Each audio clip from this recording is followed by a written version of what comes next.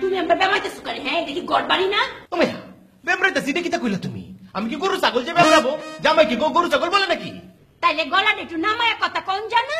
হ্যাঁ গলাটা তো নামায় এই কথা বলেছিলাম, কিন্তু তুমি তো শুনতে পাও নাই। তুমি তো তোমার টেলিফোন নিয়ে আলাতুল ব্যস্ত থাকো, সেজন্য আমাকে উচ্চ সুরে কথা বলতে হয়। কেরে ডাকছো কও?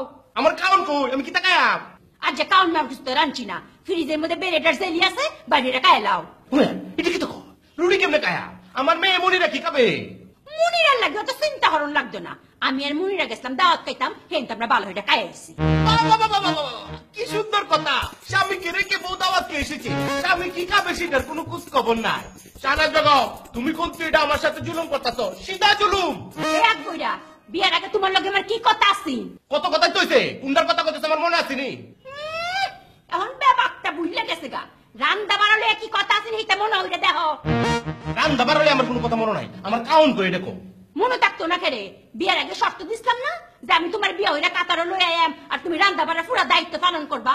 মুড বেলা থাকলে আমি দুই একটা রান্দা বাড়া করতাম পারি, তবে পেঁয়াজ মরিচ কাটতে দেওয়ার দায়িত্ব তোমার। হ্যাঁ কথা আছিন, এই বেলাতে আমি আকবরে আসলাম, অহন হয়েছে আমি আকবর সাহেব। হ্যাঁ সেই জন্য তুমি স্বামীকে স্বামীর মর্যাদা দিবে আর আমি বউকে বউয়ের মর্যাদা দিব, বুঝতে পেরেছো? হ্যাঁ আমার এখন মার্কেট হয়েছে, আমি সুপার মার্কেটের মালিক, আমি কমিউনিটির সভাপতি, আমার একটা মান সম্মান আছে না? মাইনসি যদি জানে যে পুরো অঞ্চল ধরে আমি পেঁয়াজ মরিচ কাটতাছি, আমার ইজ্জত থাকবো? ওই ফরিনির ফুট গোলামের ঘরের গোলাম। হ্যাঁ তোর আবার ইজ্জত কে রে? তুই যে সভাপতি হইছস, মার্কেটের মালিক হইছস, কেমন হইছস? কেমন বাবা? আমি আমার মেধা দিয়ে হয়েছি, আমার পরিশ্রম দিয়ে আজকে আমি এত বড় হয়েছি। আমার বাপের টিহা দিয়ে হইছস, আমার বাপ ভাই যে কষ্ট করে টিহাড়ে দিছিস এর লাগি হইতাছস। বুঝলে গেছস তো ব্যাপারটা? হ্যাঁ গোলামের ঘরের গোলাম। এই শাহনাজ বেগম, অত বেশি কথা কও না। তোমার বাপ ভাই কি আমার কাছে 1 টাকা পাবে? ফাই ফাই করে তুমি আমার টেহা পোশাক হিসাব করে লয়ে গেছো, বরং বেশি টেহা নিছো। এই আমার ফুটাটা কই রে? ফুটাটা কি হইবো? ফুটা দিয়ে কি করছিলাম এটা তোর মনে নাই? তা মনে থাকবো আবার? জামাই বউর কাছে কাউন চেয়ে বইটা তো স্বাভাবিক, কাউন চাইলে কি ফাটা ফুটা ধরে চেতন লাগবো?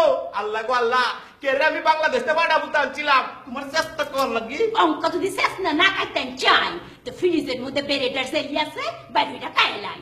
আর বুঝছো 2 মাস পরে তো বাংলাদেশে যাইবাই, আমার আরেক সেট বড় দিকটা ফাটা ফুটা রাখবো। সেই ফুটা দেখেন আমি আন্নের আড্ডি বালা হইলে গুড়া গুড়া করতাম পারি, গুড়া গুড়া করতাম পারি। রুডি আর ব্রেড কাউন্টার লাগি আমার মাথা কষ্ট লাগতো। আল্লাহ গো আল্লাহ, আকবর রে তোর শান্তি নাই, কে রে আমি কাটা নাই বাংলাদেশে।